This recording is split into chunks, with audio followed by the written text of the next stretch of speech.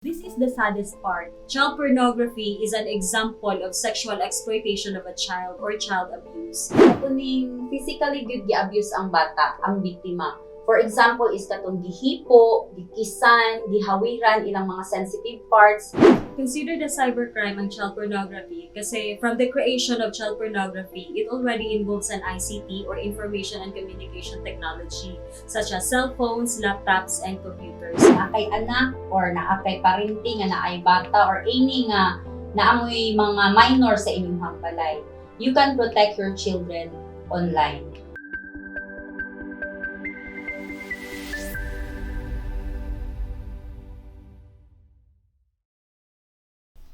Good afternoon, ladies and gentlemen. It's a good day for another Cyber Talk episode. Last week's topic was online fraud, illegal access, and identity theft. So here's a quick review. We had a really excellent discussion about those fascinating topics, which our Chief of RACu10, Police Colonel Dominador and Estrada, explained well to our audience. So for this session, I would like to present to you our next two topics.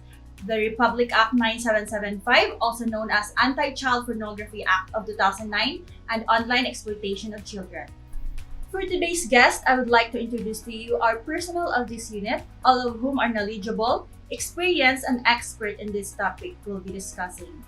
Our WCPD PNCOs and investigators, Police Staff Sergeant Rachel Tesoro and Police Staff Sergeant Aidian Flor Zarate. Good morning, ma'am. But before that, let me remind the viewers, especially the parents, to please guide our young viewers as we will discuss a very sensitive issue. There are some essential words that might be used later on during the discussion.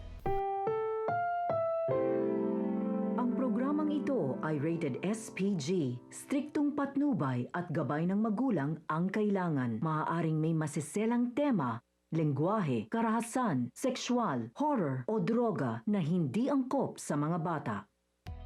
First, we have Republic Act 9775, also known as Anti-Child Pornography Act of 2009.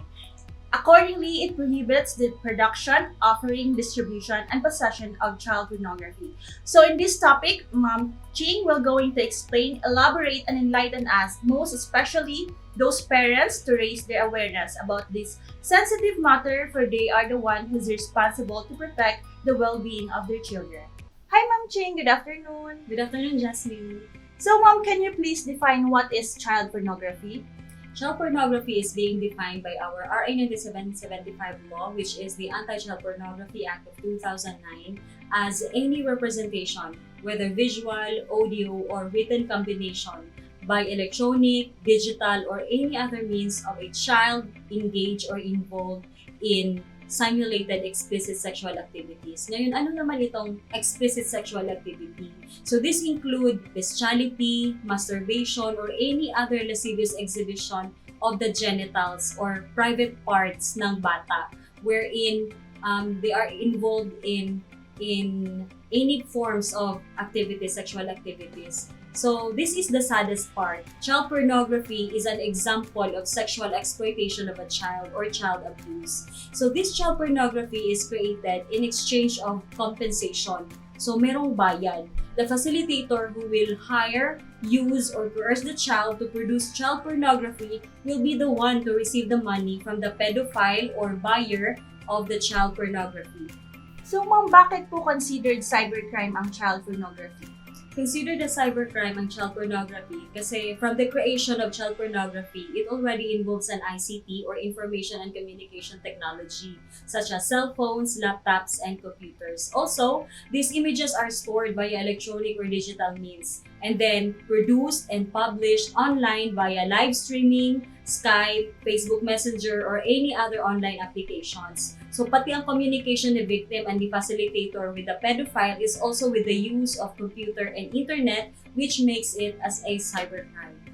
So at this moment, I am going to ask Ma'am Yani regarding on online sexual exploitation of children. So good afternoon, Ma'am. Hi, Jess. Good afternoon. So Ma'am, can you please define and explain to our viewers what is OSEC?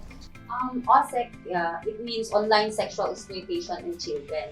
In sexual abuse, there are two categories. Una is the touching abuse. Katuning physically gyud gi-abuse ang bata, ang biktima. For example, is katong gihipo, gikisan, gihawiran ilang mga sensitive parts, or worse is katong gi-rape. And the second one is this non-touching abuse. Diri ma-fall ang atong online sexual exploitation, which is ang pinaka-high rate case nato karon because of this pandemic. Mostly or tanan nato nga kabataan nga nag-eskwela is exposed sila sa online because they have the online class. Possible victims nato is the 2 years old ang pinaka-youngest. And it is a sexual abuse in children and exploitation in children which uses the technology and the internet as it means. So meaning, abuse nato nga ginagamitan nato og gadget and internet. So ma'am, during this pandemic, naabot ay mga na-receive na mga report diri sa atong region? Yes, Jazz, naata. From provinces nato nga Misok, Bukidnon, Iligan City, and Misamis Oriental o diri sa Cagayan de Oro. So far last year pagsugod gid sa ato ang pandemic biskan og sa kalisod mag-entrapment, we did our best sa ato ang unit nga maka-accomplish ta and nakuha nato kalian sa Ginoo ang duha ka foreigner which is ang first is on July 2, 2020. Sikat na siya dinhi. In fact, we extracted 90 plus naked photos of children sa iyang cellphone. Sa 90 plus nga photos nga nakuha, we already identified 17 children nga for rescue operation nato. Pending pa siya so far karon kay because nag-surge gid ang ato ang COVID cases diri sa ato ang region. Then ang naanatay na rescue so far 10 ka mga bata ang ato ang na-rescue and already filed cases sa ato ang prosecutor's office. 4 cases ang ato ang na-file against sa perpetrator. The RA 9775, RA 7610, the RA 9208 as amended by RA 10364 and the Article 286 all in relation to Section 6 of RA 10175. And the other one, nakuha na to siya atong September 23, 2020, an Australian citizen, ongoing ang atong trial sa iya karon.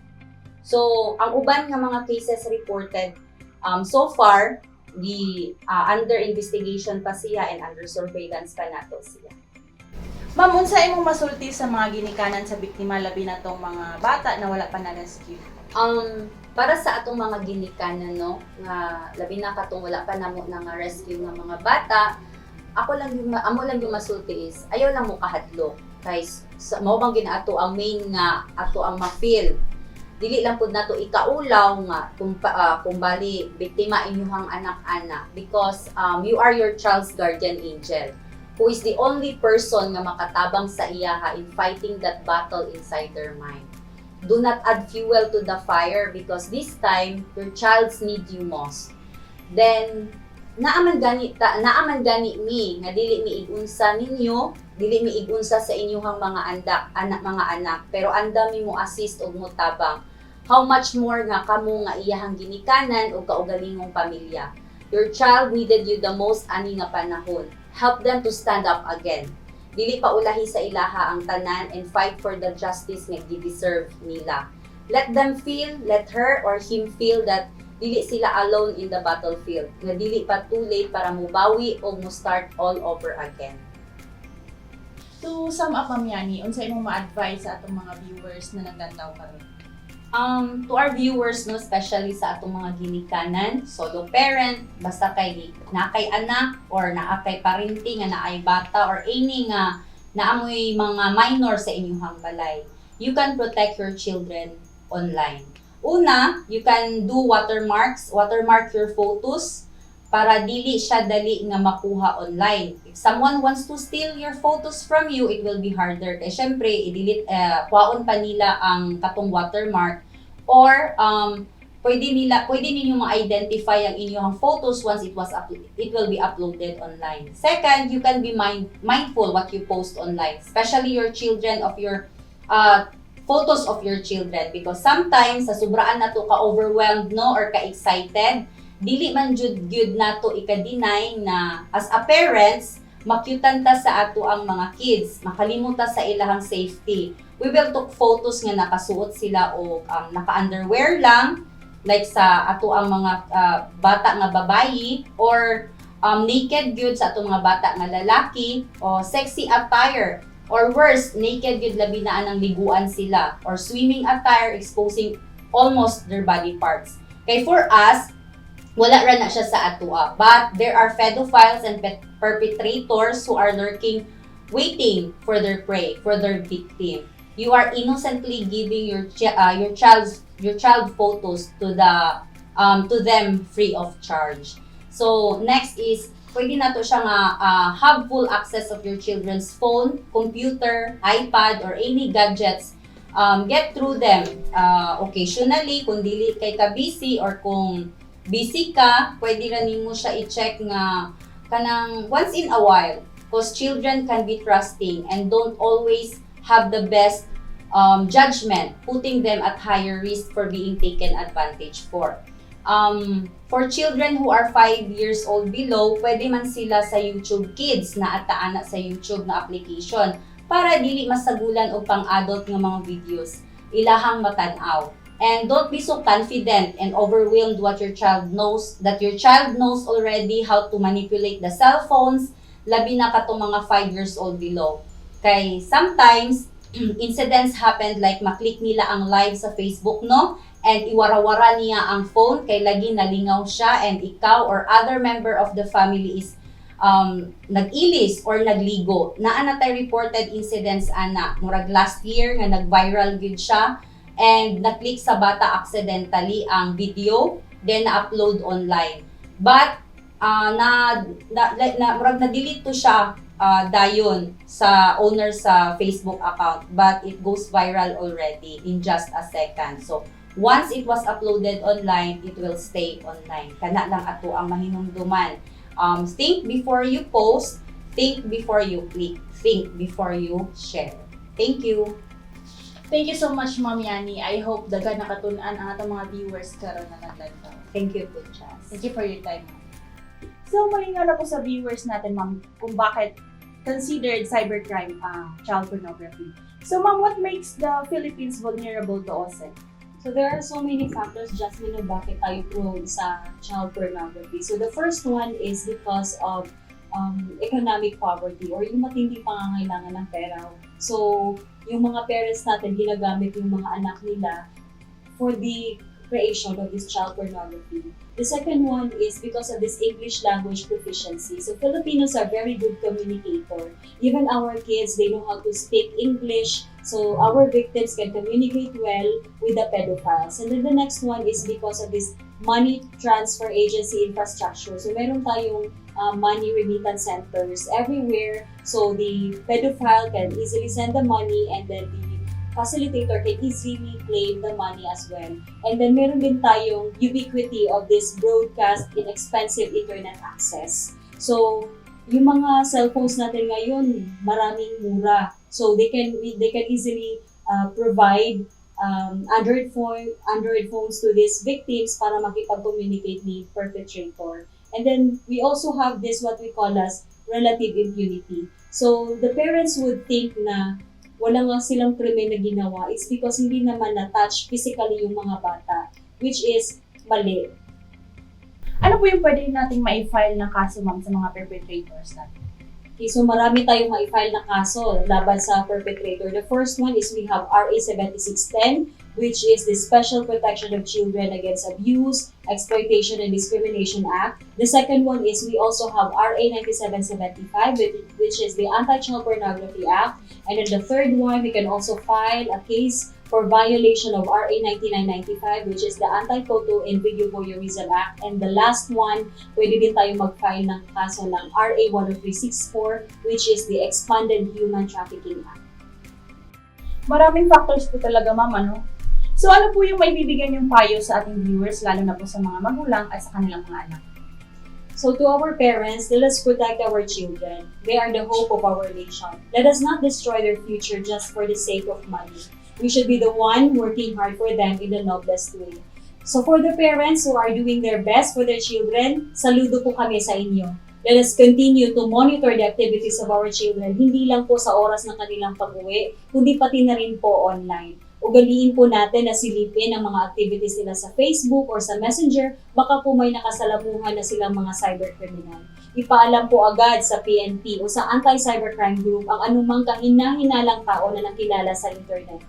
To all our viewers, you play a vital role to end this crime. Please participate on our call to combat child pornography and OSEC. Ipagbigay alam po sa aming ahensya o tumawag po sa mga numero na makikita ninyo sa inyong screen. Kailangan po namin ng inyong kooperasyon. Maraming salamat po. So before we end this, let me leave a message from Jose Jokno. There is one dream that all Filipinos share, that our children may have a better life than we have had. There is one vision that is distinctly Filipino, the vision to make our country a nation for our children.